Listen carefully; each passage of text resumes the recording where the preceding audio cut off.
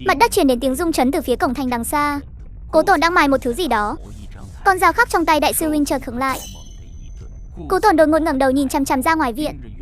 Bóng tối bao trùm, không cần đếm cũng biết đã vượt quá 5.000 con, 300 con nhị giai, ít nhất 10 con tam giai lĩnh chủ.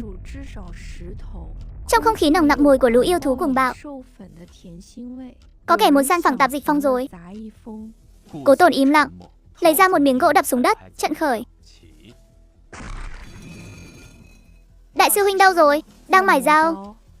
Huynh ấy bảo đêm nay đồ nhắm chắc là hơi nhiều. Giang Nặc dụi mắt bước ra, Đại Hoàng lười biếng đi theo sau. Nửa đêm nửa hôm mà dỡ nhà à? Làm gì mà ồn ào thế không biết? Tiểu sư muội, mau quay lại đi. Mau trốn vào hầm đi.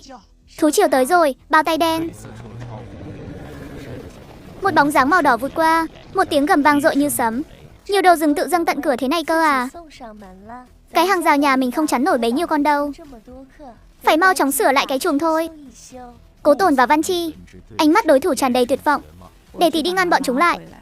Bỗng nhiên, một con thiết giáp tay cao bằng 2 tầng lầu tông nát hàng rào, tông gãy cả bẫy.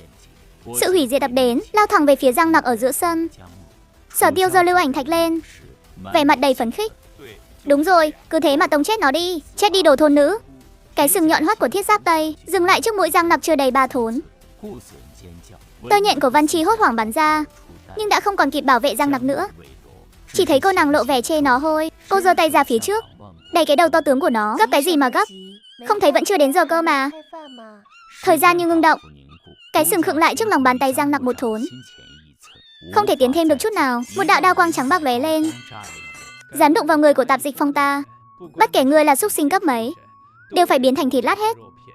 Chết đi. Khoan đã đại sư huynh, huynh nhẹ tay thôi. Đây là da thiết giáp Tây đấy. Chém nát rồi là không còn giá trị đâu. Một tấm da Tây ngư nguyên vẹn đổi được tận 2 bao linh mễ đấy. Tiểu sư muội, đây là thú triều đó. Da nó cứng lắm. Không dốc toàn lực thì không cần chém đâu, nó dừng lại rồi.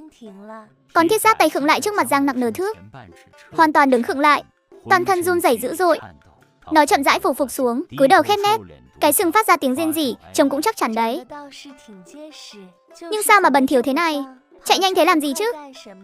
Nhìn xem người dẫm nát cái sân thành cái dạng gì rồi. Sư huynh, huynh thu dao lại đi. Huynh xem làm nó sợ đến mức thịt sắp chúa hết rồi kìa.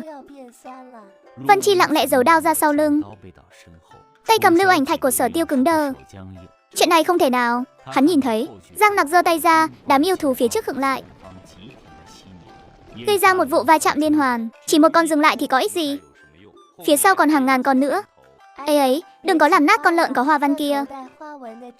Đó là thịt bà chỉ đấy. Đừng có dẫm nát là ăn không ngon đâu. Đại sư huynh, chúng ta có nên ra tay không? Vân Chi lúc này mới tới nơi, lại nhìn Giang Nặc đang cố gắng tách mấy con lợn rừng ra. Ra tay cái con khỉ, đi lấy thêm mấy cái chậu lớn ra đây. Xem chừng tiểu sư muội lại định bán xỉ rồi. Phía sau thú triều truyền đến tiếng động lớn. Một con xích diễm sư vương 3.000 năm đạp lửa bước ra. Lửa đỏ quấn quanh thân, lao thẳng từ trên không về phía Giang Nặc. Giang Nặc không thèm ngẩng đầu, ngay cả Đại Hoàng đang ngủ gật cũng khẽ nghiêng đầu. Giang Nặc vừa mới lôi con lợn rừng 3 chỉ ra khỏi đống xác yêu thú, ngẩng đầu lên thấy một cổ cầu lửa đỏ rực lao về phía chuồng chó. Chó ngu, mau chạy đi. Cô quăng con lợn rừng ra, lao về phía Đại Hoàng, ôm chặt lấy đầu chó vào lòng, quay lưng về phía sư vương đang lao xuống. Đừng sợ, da ta dày lắm. Cổ họng Đại Hoàng phát ra một đạo sóng siêu âm mà con người không nghe thấy được. Đó là một mệnh lệnh đến từ đỉnh trỗi thức ăn. Cút xuống, một tiếng rầm vang lên. Sư vương rơi bịch xuống ngay cạnh chân Giang Nặc. Giang Nặc ngẩn người. Sư vương nằm bẹp dưới đất, cái đầu cứ dụi vào người Giang Nặc. Ủa, nó đang làm đúng hả? Sư vương, không phải ngươi tới để cắn người à? Sư vương điên cuồng lắc đầu, cái đuôi vậy tít mù, liếc nhìn Đại Hoàng qua khóe mắt. Giang Nặc nhìn Đại Hoàng, lại nhìn con sư vương đang lăn lộn. Giang Nặc chợt hiểu ra, nhìn xem người đói đến mức nào kìa. Đến lửa cũng chẳng phun ra nổi nữa rồi. Phía xa trên ngọn cây, Sở Tiêu cầm lưu ảnh thạch run rẩy. Đó chính là xích diễm sư vương đấy.